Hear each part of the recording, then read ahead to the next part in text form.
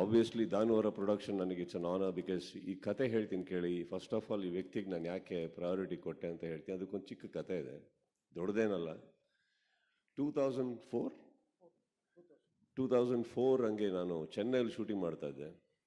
ನಲ್ಲ ಅನ್ನೋ ಒಂದು ಸಿನಿಮಾ ಮಾಡ್ತಾ ಇದ್ದೆ ಆ ಟೈಮಲ್ಲಿ. ಕಾಕ ಕಾಕ ಅಂತ ಒಂದು ಸಿನಿಮಾ ಬಹಳ ಚೆನ್ನಾಗಿ ಓಡಿತ್ತು. ಅವಾಗೆಲ್ಲ ಇವತ್ತಿನ ಥರ ಒಂದು ನಿರ್ಮಾಪಕರು ನಿರ್ದೇಶಕರು ಸಿಗಬೇಕು ಅಂದರೆ ಬಹಳ ಸುಲಭ. ಇವತ್ತು ಒಂದು ಮ್ಯಾನೇಜರು ಇನ್ನೊಬ್ರಿಗೋ ಕಾಂಟ್ಯಾಕ್ಟ್ ಮಾಡಿ we can just go meet them.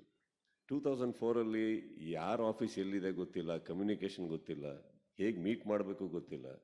And ಇವರು ಎಲ್ಲ ಭಾಳ ದೊಡ್ಡ ಹೆಸರೊಟ್ಟಿಗೆ ಸಿನಿಮಾ ಮಾಡಿದವರು, ಗೊತ್ತಿಲ್ಲ ಹೇಗೆ ವ್ಯಕ್ತಿ ಅಂತ. ಹೇಗೋ ಒಂದು ಕಾಂಟ್ಯಾಕ್ಟ್ ಆಯಿತು, ಇವ್ರ ಹತ್ರ ಹೋದೆ ನಾನು. ಹೋಗಿದ್ದ ದಿನ ரொம்ப கோபமாக இருந்தீங்க நீங்கள். ஏன்? ಇಲ್ಲ ಯಾವುದೋ ದೊಡ್ಡ ಪಿಕ್ಚರ್ ಮಾಡ್ತಾ ಇದ್ರಮ್ಮ, ಅದಕ್ಕೆ ಫುಲ್ ಟೆನ್ಷನಲ್ಲಿದ್ರು. ಅದು ಹೆಸರು ಬೇಡ ಈಗ. ಸೊ ಇವ್ರು ಏನೋ ಕಿರ್ಚೋದು ಬರ್ತಾಯಿತ್ತು ಆಫೀಸಿಂದ. ಹೊರಗಡೆ ಕೂತಿದ್ವಿ ನಾವು. ನನಗಿದೇನು ಒಳಗೆ ಹೋಗ್ಲೋ ಬೇಡವೋ, ಕೆಲಸ ಆಗುತ್ತೋ ಆಗಲ್ವೋ. ಯಾರ್ದೋ ಕೋಪದ ಮೇಲೆ ದೊಡ್ಡ ಅಮೌಂಟ್ ನನಗೆ ಹೇಳಿಬಿಟ್ರೆ ಸರಿ. ಕರೆದ್ರು, ಒಳಗೆ ಹೋಗಿ ಕೂತ್ಕೊಂಡು ಏನಕ್ಕೆ ಬಂದಿದ್ದೀರಾ ಅಂದರು.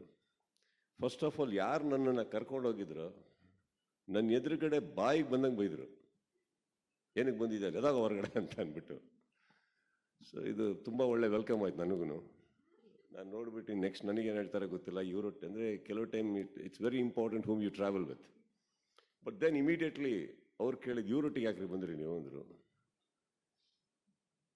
ಏನು ಉತ್ತರ ಕೊಡಲಿಲ್ಲ. ನಾನು ಸುಮ್ಮನೆ ಇದ್ದೆ. ನನಗೆ ಅವತ್ತಿಗೆ ಅಷ್ಟು ತಮಿಳು ಬರ್ತಾ ಇರಲಿಲ್ಲ.